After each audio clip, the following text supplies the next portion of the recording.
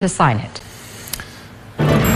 Meantime, the clock is ticking to get hundreds of other bills to the governor's desk ahead of Thursday's midnight deadline. But already several bills have made it through. Among them, a gun control bill that could make significant changes to California's concealed carry law. Capitol correspondent Eytan Wallace spoke with supporters and opponents of that bill and joins us now with reaction from the lawmaker who authored that legislation. Well, supporters argue this bill will make California safer, but opponents say they will not let it go through without a fight. All those voters desire to vote? Through a formal vote, Democrats in the legislature this week sending to the governor SB 2, a bill that will change guidelines for how to obtain a concealed carry weapons permit in the state of California.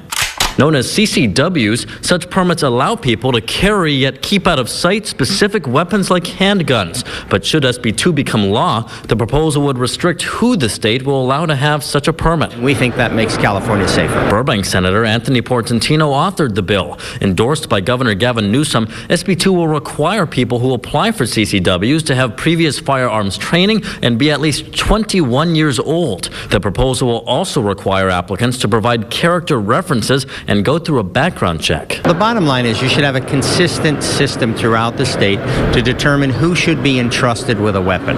And that's what we're doing here. If you have a history of violence, you shouldn't get a weapon. If you have a history of posting violent rhetoric on Facebook, you shouldn't get a weapon. If you are a domestic abuser, you shouldn't get a weapon. The bill will also designate certain areas deemed as sensitive places like schools, bars, public parks, and sports stadiums as off limits for concealed carry. Do you need a gun to go to your daughter's AYSO soccer game?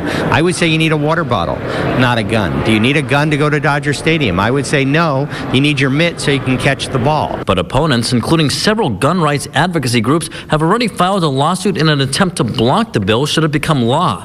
They, as well as Republicans in the legislature, argue SB 2 will hurt responsible gun owners. We're punishing law-abiding people who are simply exercising their constitutional rights and doing nothing about the criminals who continue to victimize people each day in this state.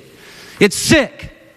Don't lecture me about gun control and gun violence if you're not going to do something about the people who are the real problem. And given that the governor endorsed this bill, he is expected to sign it, but that could mark just the beginning of a long legal battle ahead.